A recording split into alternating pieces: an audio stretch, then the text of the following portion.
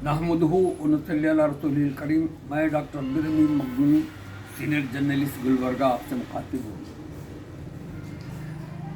मेरे सामने एक बड़ी खुशाइन बात है, वो ये कि हिंदुस्तान से सऊदी अरब के ताल्लुक़ात बढ़ते जा रहे हैं और सऊदी अरब ने अपना अरबों डॉलर का सरमाया हिंदुस्तान में मशगूल किया है।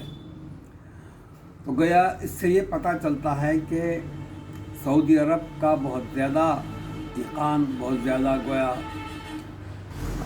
भरोसा हिंदुस्तान और हिंदुस्तान की मईशत पर पैदा हो गया है।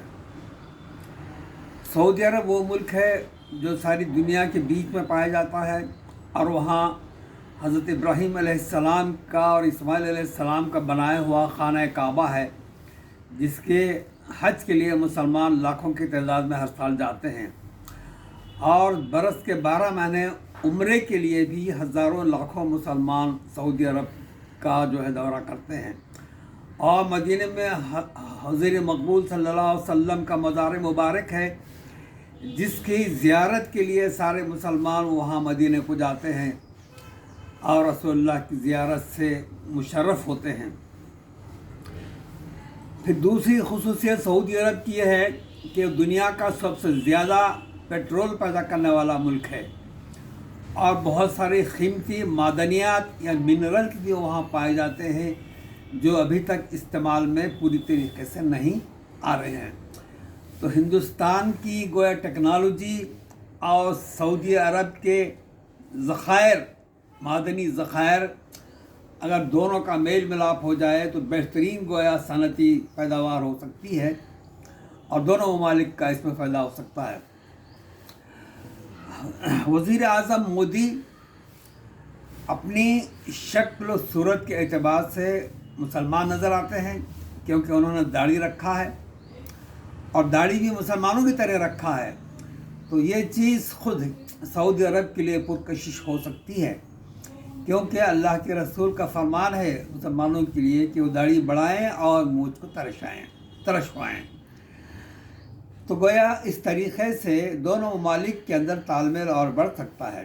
सिर्फ़ एक पाकिस्तान ऐसा है जो कबाब में हड्डी का काम कर रहा है, लेकिन यहाँ पर हमारी हुक्मरानों को, यानी बीजेपी के हुक्मरानों को, एक मुसलमान का दूसरे मुसलमान से ताल्लुक़ जो होता है, स्पिरिचुअल कांटेक्ट या स्पिरिचुअल यूनिफॉर्मिटी, ये चीज़ जो है हमको, हमारे हिंदू भाइयों को समझना चाहिए। वो इस बात को सरे से नज़रअंदाज नहीं कर सकते कि ईरान, तुर्किस्तान, अफ़गानिस्तान, सऊदी अरब और दीगर इस्लामी ममालिक के अंदर जो तालमेल और जो पाया जाता है और OIC की जो मेंबरशिप है, दुनिया के 57 ममालिक OIC के मेंबर्स हैं, जिसको ऑर्गेनाइजेशन ऑफ इस्लामिक कोऑपरेशन का नाम दिया गया है। तो तकरीबन तमाम मामलात में इस्लामी ममालिक एक दूसरे से जो है मुत्तहिद हैं। लेकिन हिंदुस्तान की ख़राबी ये भी है कि यहाँ मुसलमानों के साथ बड़ा गलत बर्ताव किया जाता है। परसों हाल ही में बेंगलुरु में जो मुजाहरा हुआ, 340 मुसलमानों को गिरफ़्तार किया गया। और ऐसे जो इक़दामात हैं जो बीजेपी हुकूमत की तरफ से मुसलमानों से तासुब के सिलसिले में किए जाते हैं, हो सकता है सऊदी अरब इससे नाराज़ हो जाए और अपने ताल्लुक़ात को बढ़ाने के बजाय और ताल्लुक़ात को जो है घटा दे।